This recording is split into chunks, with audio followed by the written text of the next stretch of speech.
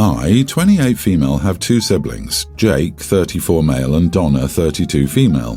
When Donna was 10, Dad found out Mom had cheated on him and Donna was not his child, which confirmed this. Our parents divorced, but nothing changed with Dad and Donna. He still treated her the same, but he also told her that if she ever wanted to know her biological father, he would love, support and help her in that journey too. When Donna was 20, she asked Dad for help finding her biological father. He paid for the DNA test and other expenses, including travel when she found him. He paid for therapy. He held her hand throughout. He told Jake and me that this changed nothing, and he told us to support our sister because he was worried we wouldn't like her to find the guy.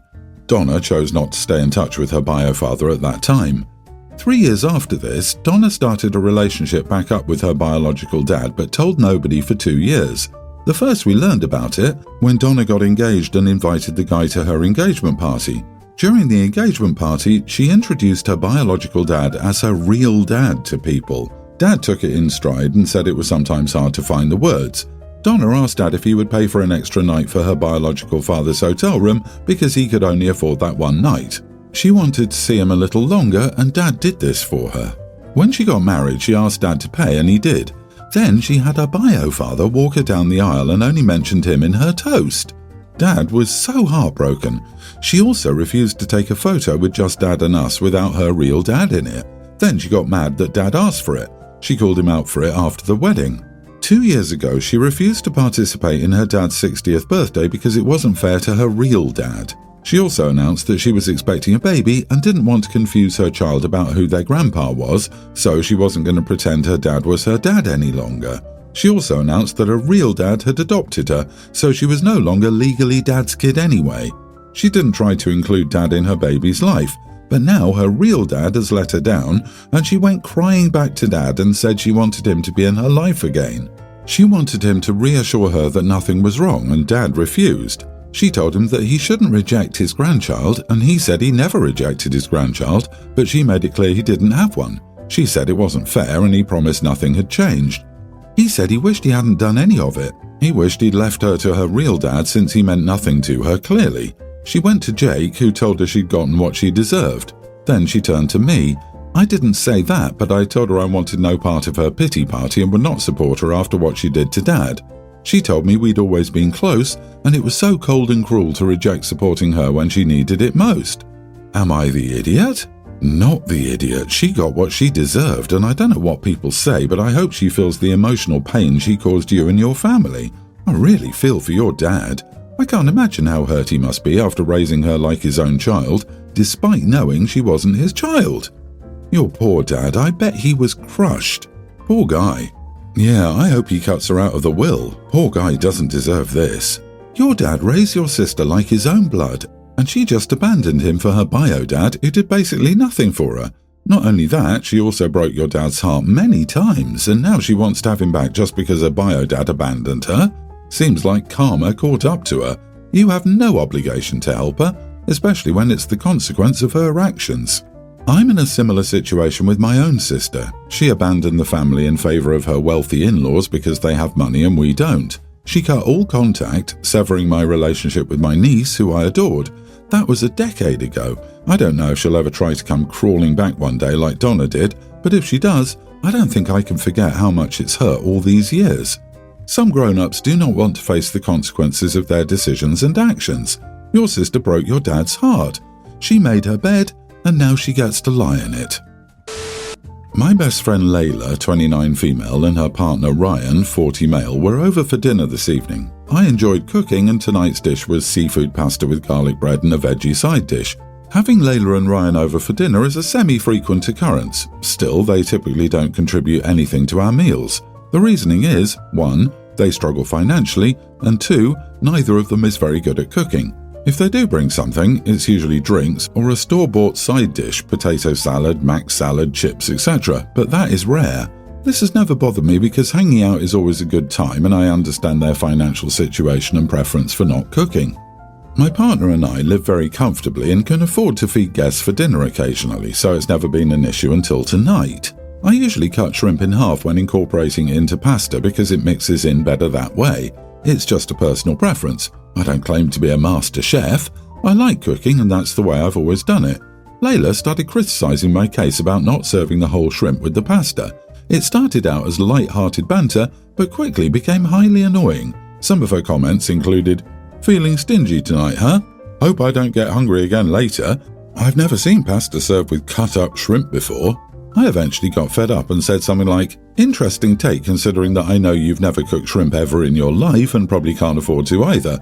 You don't work, Ryan doesn't have a real job, you guys come over here for free food and complain about it? Nah, I'm done." It was word vomit, followed by a very awkward silence. They left shortly after that. I texted Layla an hour later and apologised for what I said. She apologised as well, but honestly, I'm still mad. I'm starting to feel like they're freeloaders, and it just feels icky knowing that they come over here and eat well pretty often, and my partner and I never get anything in return. I know that we're in different financial situations, but there are ways to make an effort without spending a lot of money. Layla suggested we do dinner again next week, assuming we were all good after we both apologised. I responded and basically said, "I'll pass on that."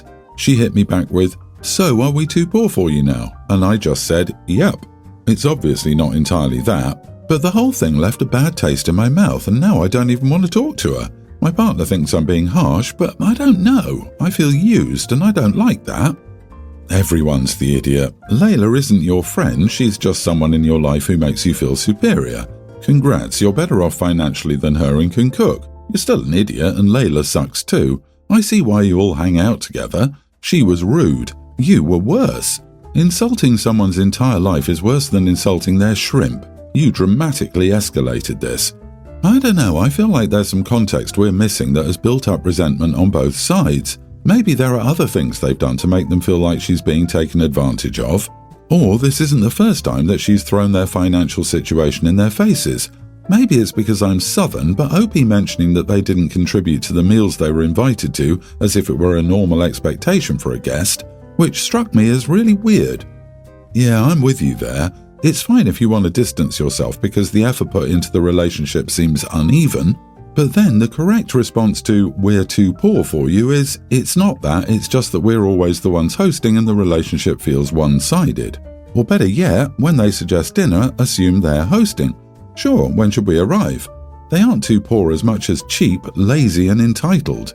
If someone cooked for me on their dime, it's best to say nothing except "thanks, let me do the dishes." You don't get to complain and make snide comments about a free meal. OP's not the idiot. 3 years ago, my, male 26, then fiancé, now wife 28, wanted to have a baby. I vetoed the idea as I wasn't emotionally and financially mature enough. She agreed to wait but fell pregnant a few months later, and now we have a 2-year-old daughter. She fell pregnant again shortly after this, and we also have a 1-year-old son. Since becoming a family of 4, I've increased my work hours to afford things. Still, we're financially struggling, especially as my wife doesn't work. She gets very low moods and says it's because we can't afford family vacations or even date nights as a couple.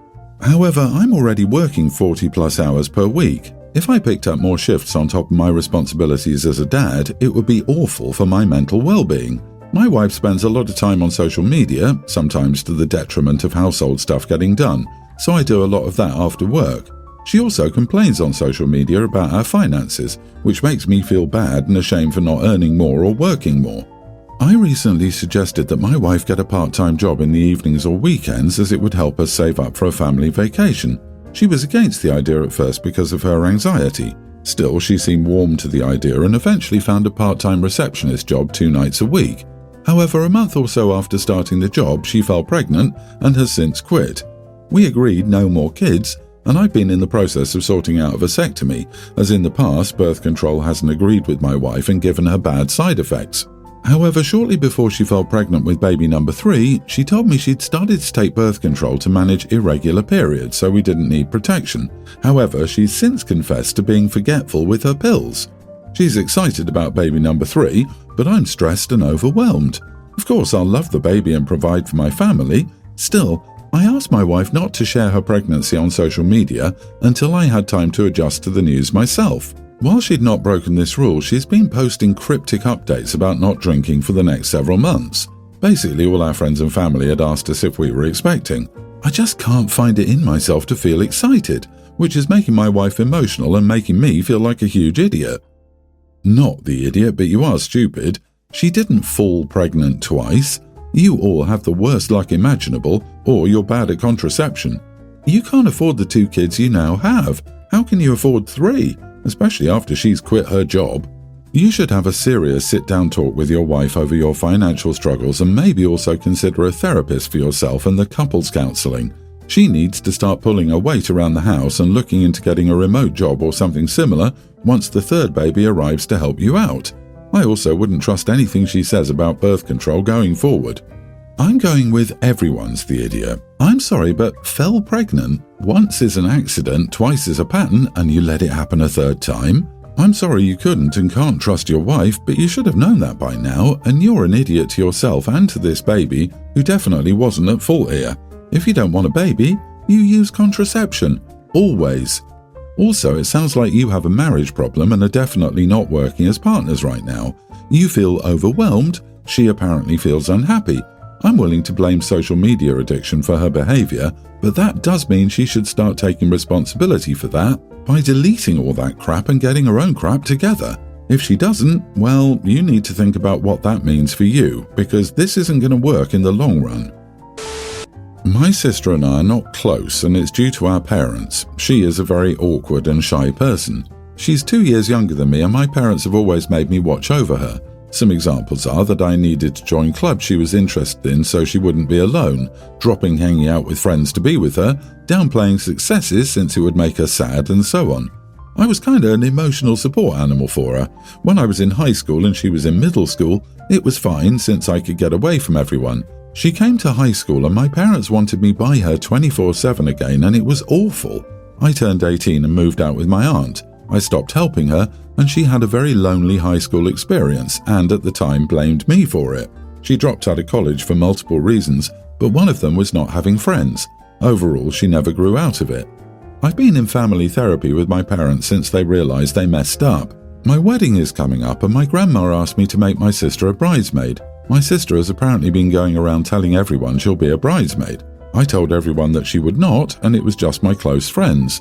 This started an argument with my sister in front of the family. She was upset and told me how alone she was. I got annoyed and told everyone that I didn't care that she didn't have friends and that she would not be a bridesmaid at my wedding. She called me an idiot and people are split. Some think I was too harsh and others think it's justified. Edit, my parents had nothing to do with this. They're on my side about the whole situation. I'm not going to contact them. We've made great progress in our relationship. Not the idiot. OP, I know you're hurting, but I laughed at being my sister's support animal. That's wild. Obviously, your parents put you in an impossible, difficult and unfair position, being your sister's keeper and all, and they need to accept responsibility for that fully before you can have the relationship you're supposed to have, like the normal child-to-parent relationship, not parentified child-to-parent or third parent-to-parent. Yeah, OP has got to cut ties with their family ASAP because obviously no one cares about how it actually affects OP. Why is this still continuing? It seems like her parents and family still enable her sister, so what's the point of family therapy?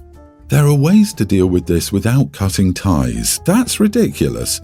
OP, it's time to state your boundaries as you have and hold to them. Quite honestly, your parents abjectly failed your sister by not working with a psychologist and a children's psychology clinic to help your sister develop the necessary social skills to make and retain friends.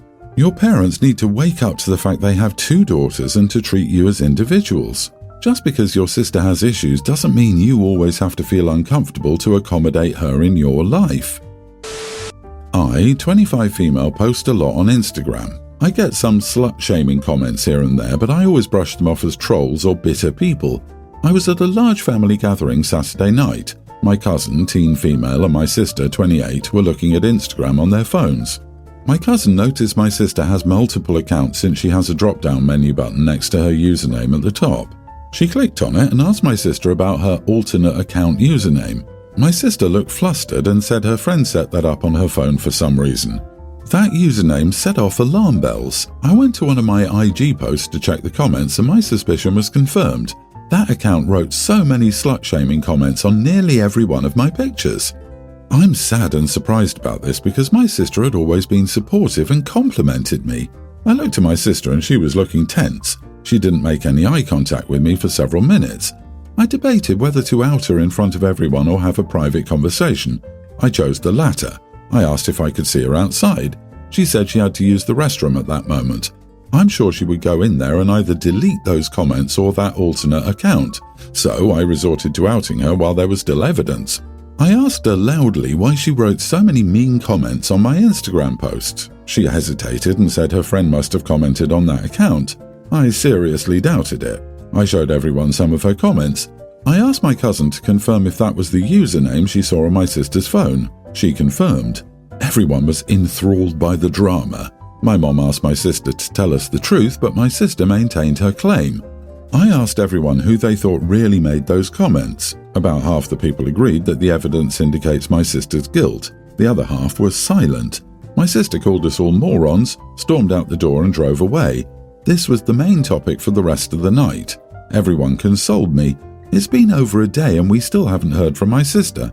I didn't try to reach out. Mom and Dad both tried to reach her to no avail. I might even cut her out of my life if I don't get a sincere apology. Not the idiot. She's 28 years old. What? She's 28 and still creates fake accounts to write those comments on her own sister's post. Her behavior seems like she's still in high school. She most probably is jealous of you. There must be a reason why I think you should talk about what she did. You put it all out there, showed the evidence, and let the chips fall where they may. Your sister's reaction? Well, let's just say it speaks volumes. Her denial and dramatic exit suggest she's feeling the heat, and now she's gone missing in action over something she claims she didn't do. Please, nobody believes her. I hope your family takes your side.